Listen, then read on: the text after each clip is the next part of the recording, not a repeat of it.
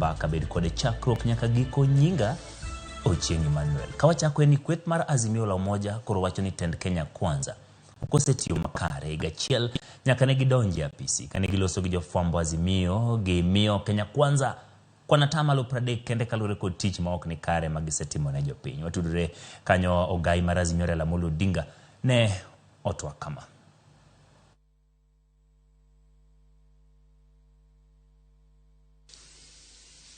Sisi kama Azimio tuliamua ya kwamba tutaangalia vile hao jamaa wanafanya kazi na baadaye sisi tutatoa maoni ambayo ni maoni ya kikweli kabisa. Meona jamaa wakikimbia mara kwa mara kutoka eneo hii na eneo hii wakitoa ahadi. Na ahadi ni nini? Kuna ahadi ambayo walitoa wakati walikuwa wanafanya kampeni. Kuna lugha walikuwa wanatumia wakati ile ambao wanafanya kampeni. Hiyo lugha imebadilika baada ya wao kushika hatamu ya utawala katika taifa letu. Katika eneo tofauti tofauti wamekuwa wanatoa ahadi tofauti tofauti. Lakini tunaweza kusema kwa jumla ati yale ambayo wamejaribu kufanya haijafika kile kiwango ambayo wananchi walikuwa wanatarajia. Kwa upande wa kilimo wamenguruma mara mingi hapa na pale. Kwa upande wa miundo msingi, kwa upande wa elimu, kwa upande ya nishati au kawi, na kwa upande ya huduma kwa vijana kwa jumla, kwa upande ya ajira kwa vijana. Kati ingine sisi tulisema ati punda imechoka. Tulisema punda imechoka. Leo tunasema punda imeanguka. Mzigo kubwa zaidi, punda imeanguka chini. Wakati itafika, hivi karibu inakuja, tutaongea na wananchi. Lakini vile mnavyojua tumekuwa tukisanya masahihi kutoka kwa Wakenya. Masahihi tumesanya imeshafika milioni 10 na zaidi. Sasa imetosha gari. Na tunajua yale kile ambayo tutafanya na hiyo sahihi. Mara hii haitakuwa ati sisi tunaambia wananchi warudi kwa barabara. Hapana. Wananchi wakirudi watarudi kwa mambo mengine tofauti kabisa.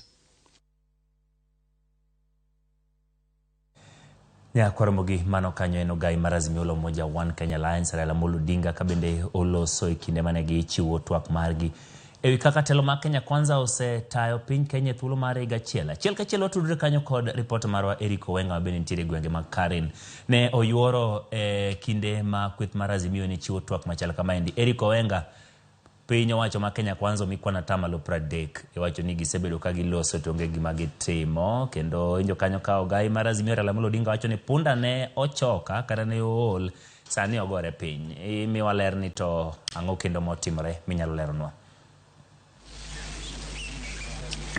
Kamano Emmanuel, mana kaka iwinjo ka ogai mar Azimio Raila Amolo Odinga owacho ni kalure kod rang'iny maginya kete telo mar Kenya Kwanza higa achiel toka otelo thurka en mano kwana atamalo 30 mabende opimo kod D- kong'iyo kod weche mag somo.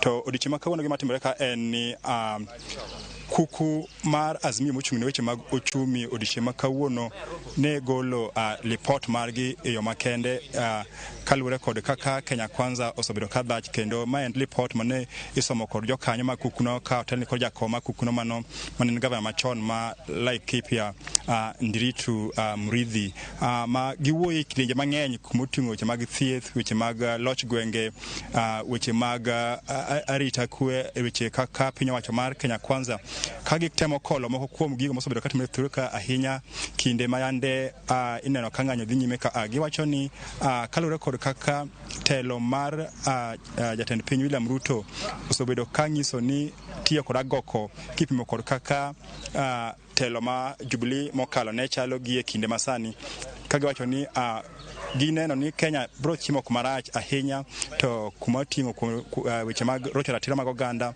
ka giwacho ni obila osebedo ka tiyo marach gi jopiny e weche mag pur. Giwacho ni telo mar Kenya Kwanza temo wacho ni giduoko nengo ngima piny kolure kod weche mag fertilizer magi kelo manyien, to mano ok oromo kech kalure kod kaka sani koro bei mag mwandu mag mafuta oket malo. Mano dhi hinyo jopiny makata pur ing'eyo ni kuonde mipure bando itiyo kod tinga machuno nyaka ti kod mafuta. Giwacho ni ok yot monde piny owacho mar Kenya Kwanza obi ochopa singo mare kaka ne gisobedo ka giwacho, mabende ne geto konyo oganda ma yuto margi ni piny.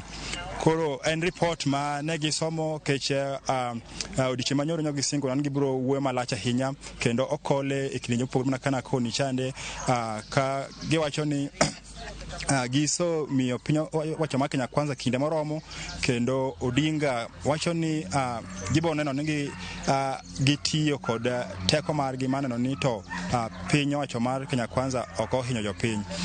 Kinya paro kendo weche mamoko kaka moting'o weche mag pur bende gitemo wuoyo ka giwacho ni ok osebedo maber ahinya nikech mwandu mang'eny mag counties kata weche monego bed ni imiyo isiro lwedo mag pur ok osebedo kadhi maber ahinya nikech thoth omenda sirikal mamalo pod omokogo kalure kod weche mag pur gin mago mag sirikal mag county, to mago ok osebedo ka chopo ni jopiny kata kodoko ni osuru mang'eny ikawo kuom oganda. Koro Emmanuel weche wach ka mang'eny kendo mana gima nyangiso jawinjo maro ni obro kolo ni weche gi report marwa mudhiambo kaka ne jogi owuoyo ahinya ka gitemo ng'iyo matut ahinya kaka piny owacho ma Ruto osedach. Gima nyacho en ni ok gimor kendo ok girwako, kendo giwacho ni mae en sirikal ma kako ng'i maber to onge buonjo mabiro neno e kinde mabiro. Koro gite mana kwa jopiny ni pod gin kodgi to pod gisomo paro to Emmanuel maging'e ni timre seche ma bende twak mar National Dialogue osebedo kadhi nyime, ma bende chieng' wuok tich wang'eyo ni kamitino biro romo ka gigo mbaka.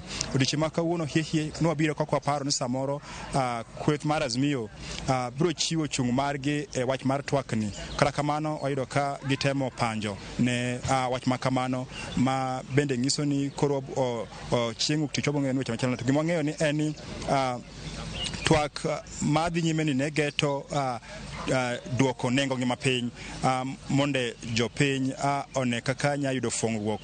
To Kweth mar Azimio kaka neno giwacho ni pod nitie kuonde ma gibiro diyo ahinya e twak madhi nyime ni, keche inya paro ni mokalo wach mane giriedo mane ochiw ni pek kod kamiti ni nen mar neno kaka inyal chak loso duol mochung' ne yiero ma IBC.